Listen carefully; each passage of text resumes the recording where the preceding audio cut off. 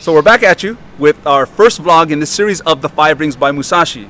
As you remember, Professor Wilson last time with our last vlog topic, he wanted to surprise me, and I said, go ahead. And he said, I actually went into your LinkedIn recommendations and I saw that someone mentioned the 5 Rings by Musashi. And I said, interesting. So he went over a couple of gems that were important to him and just came up with the idea of just to do the book. So I'll let you take it from here. Musashi's 5 Rings. Okay. Go ahead. So, Miyamoto Musashi came out with a book of 5 rings in Japanese, which is Gorin no Sho. And he was Japan's greatest swordsman. He was considered a sword saint. He reached the age of 60 and then he meditated and decided that he should write down what it is that made him so fantastic.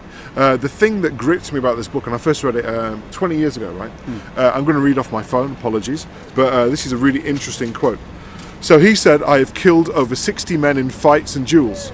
When I looked back at my life at the age of 60, I realized that all of my victories were based on either great luck or an innate ability, or perhaps the fact that the methods of other schools were inadequate. So I was gripped by that because basically this is a guy who got to the age of 60 when you think about the amount of duels that he went to where his life was at stake, right? Over 60 duels. That's amazing, man. He won, and then when people said, what's the secret to your success? He said, yeah, luck. Which is funny because innate ability, yeah. like, you know. But, or you're saying what the other style was actually inferior to his? Possibly, yeah. That's what he tackles in the book. But he mentioned the ore, but yeah, the ore's in between those 3.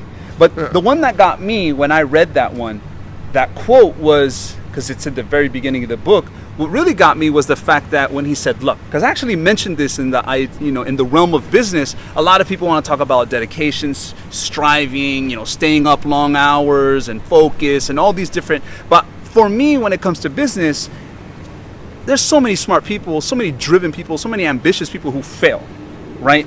And it's interesting when I read this. Okay. It was actually like validation for it was validation of my thought from a master, someone who actually, in the realm of just life, he's dealing with death, and he said, my style won, possibly because of a great deal of luck. And when I read that, I was like, I knew I was right. So, or ability or inferior skill. He did say that, but when he said luck first, I felt validated, and I said, see, I knew it. And then, because all these other people have been coming to me saying, oh no, it's more than that, if you do X, Y, and Z and ABC, and it still hasn't persuaded me or moved me in the sense of leaving the concept of luck and recognizing that luck plays a huge role in success. So when he said that, I was a little. All right. So Pharrell and Daft Punk said that they were about to get lucky, right? So how do you get lucky? If it's all about luck, surely there's got to be a way to tip things in your favor, right? Well, right. There's that saying that everyone talks about, the harder I work, the luckier I get. Okay. So there's definitely, you have to be skilled. You have to know what you're doing. You've got to put in the hours. You've got to meet the right people. You've got to take the right masters. You've got to understand the path. But you could have all of that and still fail. And I've seen it many times. And I've been around people who have it all and still fail. And we know this throughout business. I just feel that it's the component, I'm not going to go into the companies because I actually know some of them, but the ones that failed in the year of 2017. And I know some of the people involved intimately with those companies, and they're some of the sharpest people I know, and they failed. That's why I'm saying you have these guys who are just like, look, let me also take a step back from that as well, is that, as they say, first time you're lucky, second time you're good. Yeah. Okay. So that's another thing, and I know that we mentioned that in our other vlog, but anyways, I'm talking way too much. All right, so there's one thing that I reckon, which is like, you do it, I do it, and it's kind of ironic because you spend a lot of time behind a screen, right? But getting out of the house, getting out of the house and just being in the flow of activity, right, and seeing people. So what do you mean out of the house? Do you mean interacting with people, networking? Do you mean networking? But I guess maybe the lag is that some people are just socializing, but they're not networking. For me, networking is when you say networking, though, what do you mean by that? Socializing with a purpose. Got If it. you've got no purpose, then you're just killing time or having a chat or enjoying yourself. But if you go out with the intention of wanting to, like, I want to learn new things, or I want to get new connections, and that doesn't necessarily mean that you go with a shopping list and you basically go, hello, what do you do? Okay, next. Yeah. Sorry. Yeah. Hello, what do you do? Okay, sorry, no, I'm looking for this. But there's a certain amount of kind of subtlety and sophistication. Yeah. But you've got to go out there that if that moment comes, Yeah. you basically don't drop the ball, right? Yeah. There is an Yeah. opportunity, Yeah. and it's always, oh, do you know what? I was just thinking, maybe, I hadn't thought of this before, but now that you're here, Yeah. and so I'm a great believer of, even if I feel tired or something and I think I can't be bothered, Yeah. it's just to get out of the house and just to kind of get into a different flow. And I remember But that this- takes a lot of practice. I'm sorry, I cut you Yeah, off yeah. right there. It takes a lot of practice. Yeah. And I remember this saying, the 5 P's. Practice and preparation prevents poor performance. Okay, So when he talks about luck, yeah, when he talks about his skill or just the ineptitude of the other person's art, I just, how do you think the other two play into success? Because there was this one part, I don't know if we'll ever get to it, but it really stuck to me Okay. when he talked about people confusing the idea, or I don't know if it was actually something I came up with, but people confusing profit with profitability. yeah, he mentioned that, which is kind of So strange. he right? mentioned 'Cause it, or okay, I don't know if it's like a unique thought that I had. This or is, if I just this read is a it. book on warfare, but Okay. he's talking about. He gave a lot of advice to teachers in different martial arts schools and saying there's a difference between profit and profitability.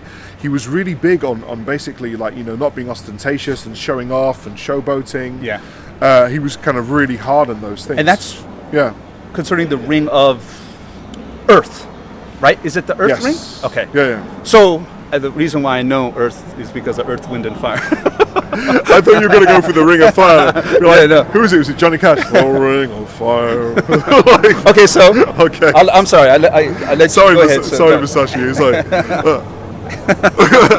You're a swordsman yourself. Yes. And I don't think people know that about you. No. This would be a good opportunity. But because look. not. No. Because Okay. it is interesting that recommendation on LinkedIn caught your eye. Yeah, because I do martial arts. I And people don't know that. do swords. How long have you been doing that? Seriously, like 12 years. 12 years. So you I do kendo. I'm like a 3rd dan in kendo and a 4th dan in iaido, which is Wow, the okay. art of drawing the sword and kind of. So this stuff, Eastern philosophy, Oh, it's deep for martial me. arts, This is- business, this it's something. is It's deep. not that you read.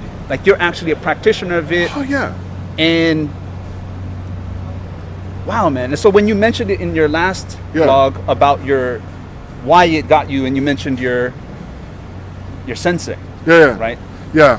So my thing is this. How do you want to go from it with here? Do you want to go over the 5 rings? Do you want to start with one particular? How do you Hand want on to do heart, probably we're gonna so it's one way old bodies. So, hand on heart, I think that we can't cover the book in one vlog because we talk too much. But I want to dip into things that kind of jump into our head. So there was one of the there's if we go back to this luck, ability, Yeah. or schools of thought. Let's look at this kind of philosophically, right? Okay. How can you know that another school of thought is inferior unless you know what that other school of thought is? So he's telling you that you have to study other schools of thought, Interesting. right? Interesting. Yeah. So you're you right, can't know inferiority, superiority, whatever. Well, could it be that because you won, by default, because you won, that other school must not be good, or is it contextual? Because Well, in that particular environment, you could have won yeah. out of luck, and therefore think that your school was superior. Ah, That's good point. why there are 3 interesting variables here. There's one which is outside of your control, which is luck, Yeah. right?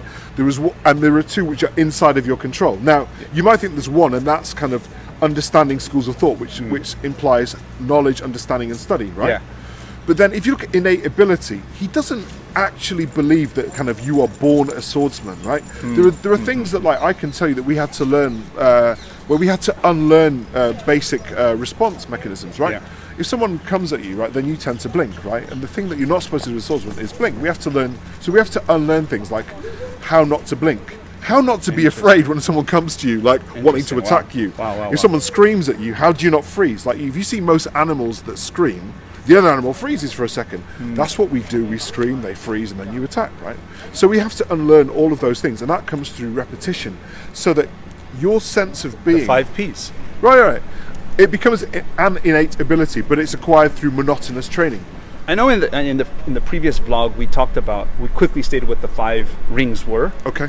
But just to recap, the 5 rings are in Musashi's book: Earth, wind, fire. Earth, wind, and fire. Okay. because the afro. No. In the correct order, it's Okay. earth, water, fire, wind, and nothingness. Why 5? I'm just wondering. Who knows, right? But I know that 5 is one of those numbers that, I mean, we know as Muslims, right? There are 5 pillars of Islam, right? In Asian culture, they talk about the 5 elements. So in Asian culture, they talk about what? Earth, Wind, fire, wood, and metal. Yeah. And then was it Aristotle? Yeah. It was. He was what? He was earth, wind, fire, wood, and ether. I tried to act like I knew. Yeah. I think ether was the last one. So ether. Okay. yeah, so Okay. I reckon. And then I know in martial arts they talk about striking in terms of high, medium, low, there's 5 left, points. right. Yeah. So that's actually High, medium, low, left, right. Yeah, there's 5 points. Yeah.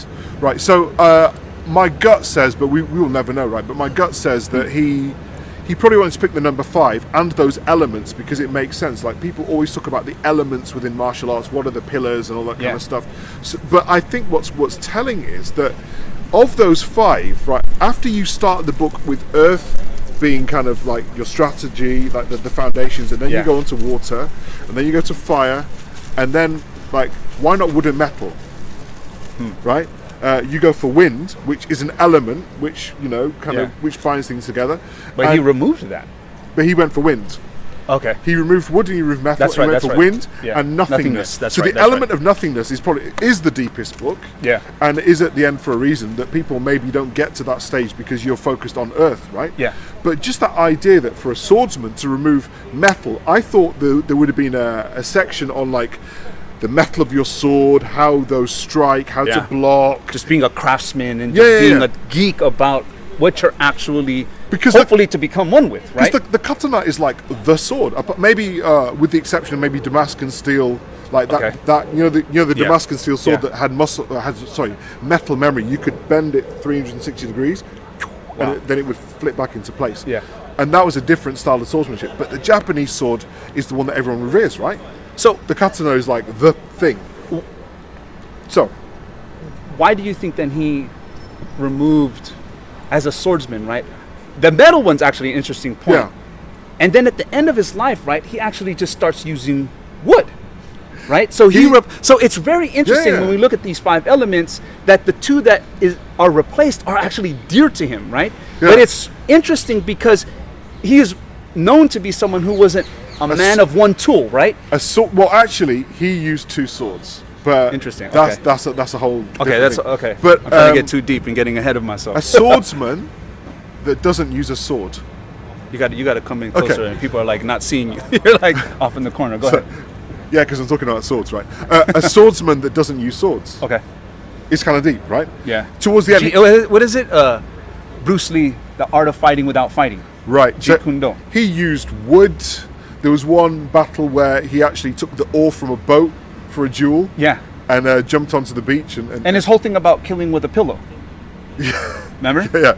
It's just like you just have got to know your art so well. And he actually talks about this. I don't want to get ahead of ourselves. But which one do we go for? Earth. Which one do we start with? Yeah, let's start with the first one, Earth. Okay. Right. Okay, so starting with the foundation, which is Earth. Yeah. What were some of the gems, the jewels that you took from Musashi in regards to the Earth? Okay, so I think one of them is don't waste time working out who is better than who. Win.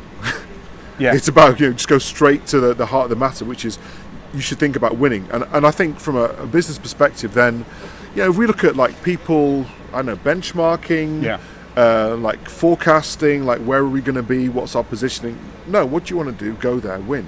Yeah, something with that too.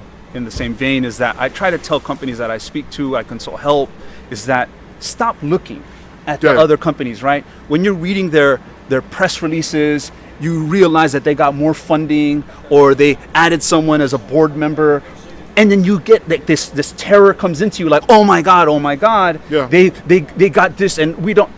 who knows? It could be all smoke and mirrors, Yeah. right? Because that's business, right? It's So just, that's the balance, because you don't have tunnel vision where basically, if I'm saying go straight to the heart of the matter, don't focus on anyone else, just Yeah. focus on winning. yeah.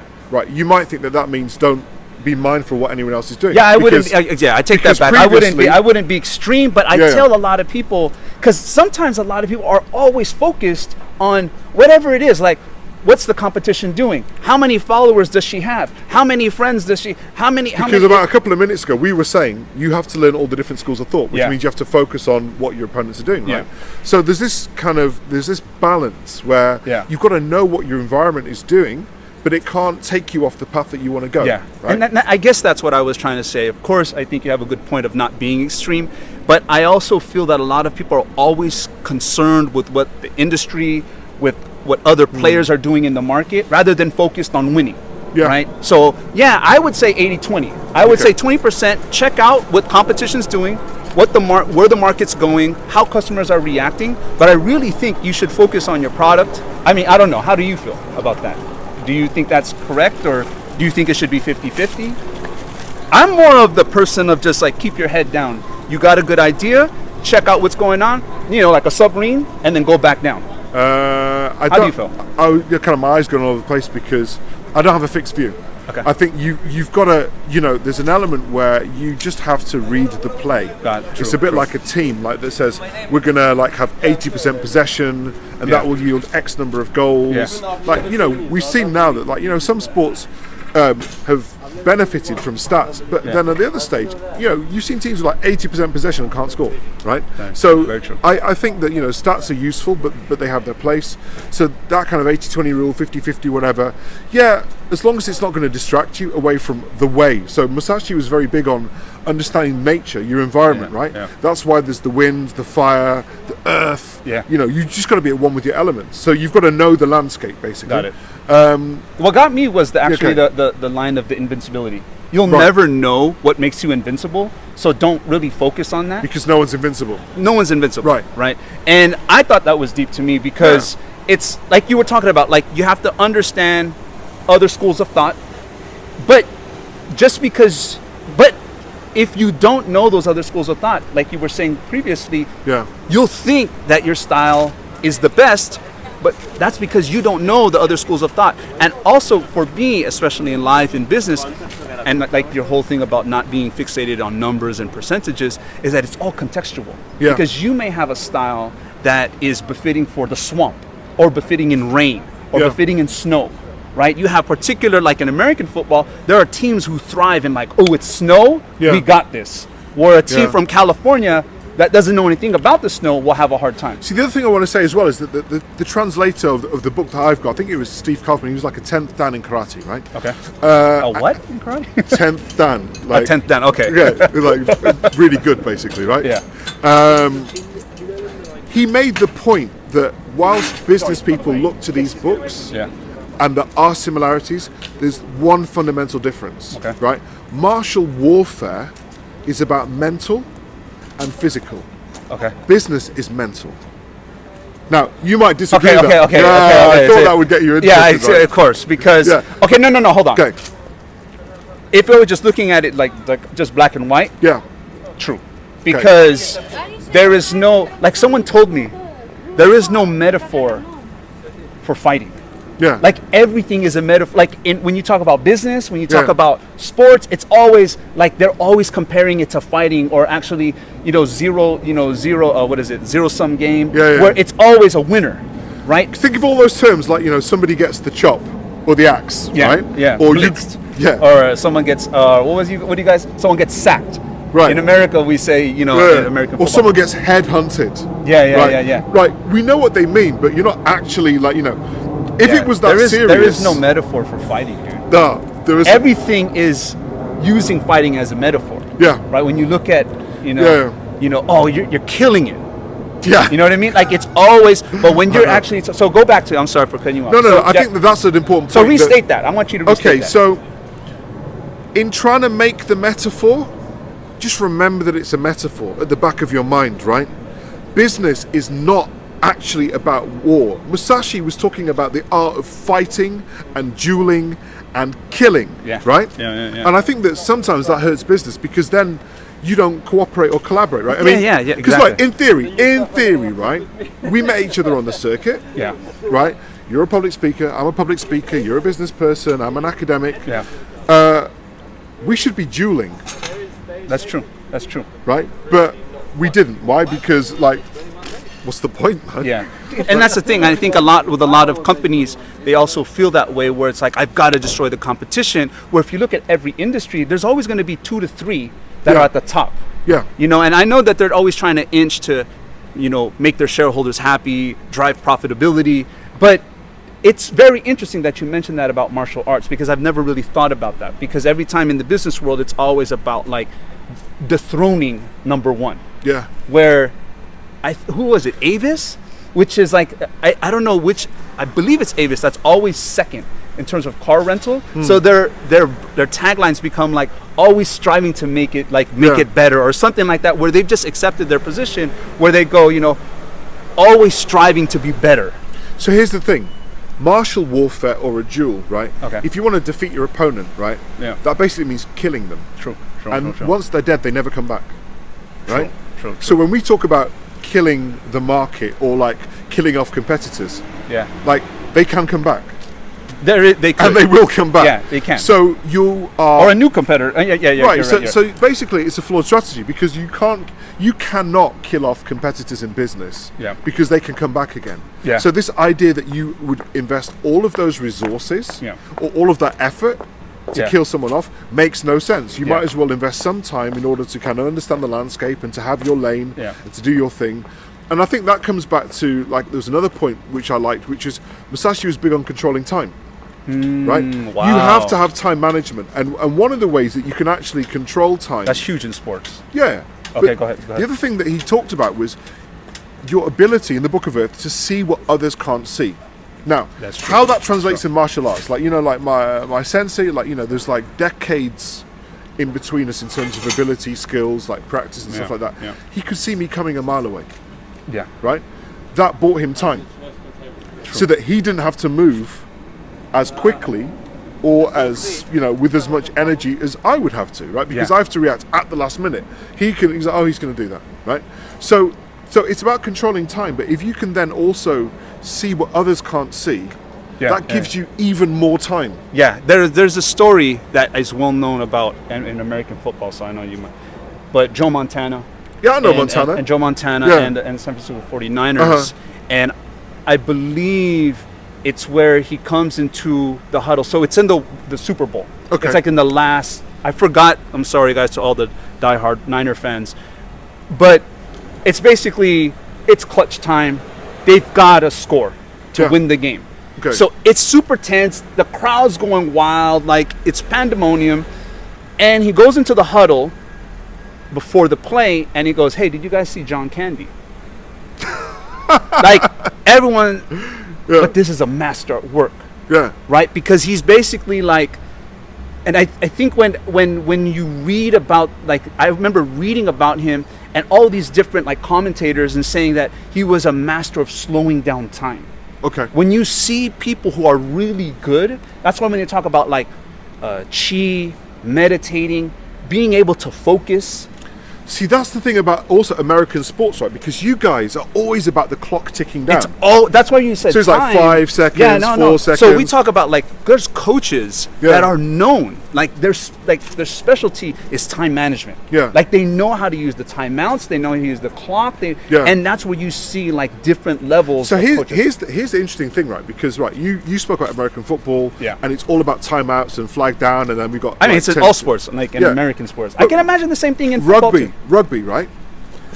If the clock runs down, right, and you reach full time, if the ball does not go out of play, or there's no infringement or foul or anything, you continue playing until there's a reason that you have to stop the clock. Interesting. So the other did not side know of it that. is, right, like, you know, there's been a lot more cases in rugby where the team knows you could be at your goal line, right? Yeah. In American football, if you're at your goal line and you've got like 10 seconds before the clock runs down, you're not going to make it unless it's a Hail Mary, right? Yeah. Stop the clock, okay, play, and everyone knows it's going to be a Hail Mary. Yeah. Rugby, it's like, okay, we could actually, as long as we don't drop the ball or make any mistakes or let it go out of play, Yeah. we could hold on to the ball for another 10, 15, 20 minutes if the objective Wow. is to get those points. So it's another way of controlling time. Huh. So let me just Okay. Rugby. What kind of where did that sport start? In rugby. No, but no. In where, England. in England. It started in England. Yeah. Because when I think of it now, I mean, I don't know anything about William rugby. Webb Ellis picked up a football and ran with it, and then from rugby school they developed the game of rugby football. Because I don't know why. but Did my- American football come from rugby? I don't know. Chicken or the egg? Was it the chicken? Come on, man! But look, You Americans. what got me when you're starting, and I don't know if this is complete tangent, but when Yeah. you started talking about Eastern philosophy and the concept of, I was actually speaking to someone about this, that they look at things circular, Yeah. right? Theirs is like, when you look at the Eastern religions, it's, I mean, you want to take Islam out of there, but it's like nirvana. It's talking about, you know, coming back in the next life, reincarnation. So their concept of time is circular. When you think of like Islam, Christianity, and Judaism, it's linear. No. Right? There's an end.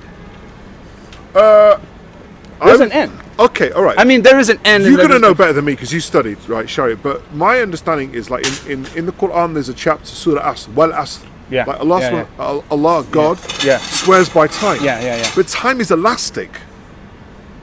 To who? Because to us, our time is fixed. I don't know. I'm just completely going off. I'm just like. That's another. No. Hold on. thing. That's See, another the thing vlog. is that okay, we don't know we might perceive the linearity of time, right? Yeah. But time is both plastic and elastic. What's this? Go ahead. Explain. You can mold time. We just gave examples in how in sport, like we know how long a game is supposed to be, but you found ways that you can Very true. You can- remold. Yeah. You can elongate games. Right, I mean, and yeah. elasticity is like, you know, you can wear somebody out through like Yeah. sending the ball across the way, and then Yeah. you can accelerate or That's true, decelerate. So I think that, you know, one of the things about business is, like, I actually say this, the plasticity of time and the elasticity of time, and I actually apply that to the mind as well, because you look at those people that stay ahead of their game, like, you know, when I hate the kind of Generation Z or Generation Z, and then they talk about, like, you know, the Silver Surfers and all that kind of stuff. Yeah. Like, of the individuals, regardless of age, that are plastic in terms of their way of thinking and elastic, they can transcend time. But how do you get that plasticity, the elastic? How does someone build that? Oh, go to the last book of the Five Rings, which is the Book of Nothingness. And that would be, like my dojo, Kensekai, our motto is Mu Shin, which means Mu means no, and Shin means mind. Like Muji is like no logo, Mu Shin means wow. no mind. So the Book of Nothingness is to acquire all of this knowledge. Tell people what Muji is. People don't even know. Muji is an awesome brand. A brand of what? Muji, they've been around. A brand of what? Brand of TVs? A brand of chairs? A brand of... I mean, I first started shopping at Muji in the 90s, but I think they've been around since the 80s. They do furnishings, clothes, underwear, business card cases, pencils. They have a tremendous, like their philosophy, their vision of their company.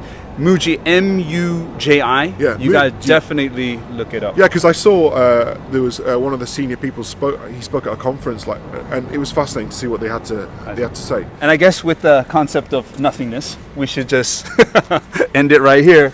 But tuning out, thank you guys for we got the other 4 rings. So I Yes. don't know how this will go. I don't know if there's going to be another 4 vlogs for the other 4 rings. Tell us if you want to see the other 4 rings. Then We'll you're just going end to it tell there. us. But thank you guys so much for coming and viewing and watching. Start subscribing to this dude's thing as well. You don't need to subscribe. You don't need No, to no. Okay, subscribe and then hit the dislike. unsubscribe. You know what? You know, there's someone Raise his expectations, then just You know, crush there it. was a, you know, the like button and Yeah. the dislike button.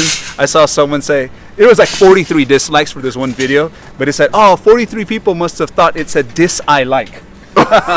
Anyway, thank you guys for coming in and viewing. Take care. Peace. Arigato.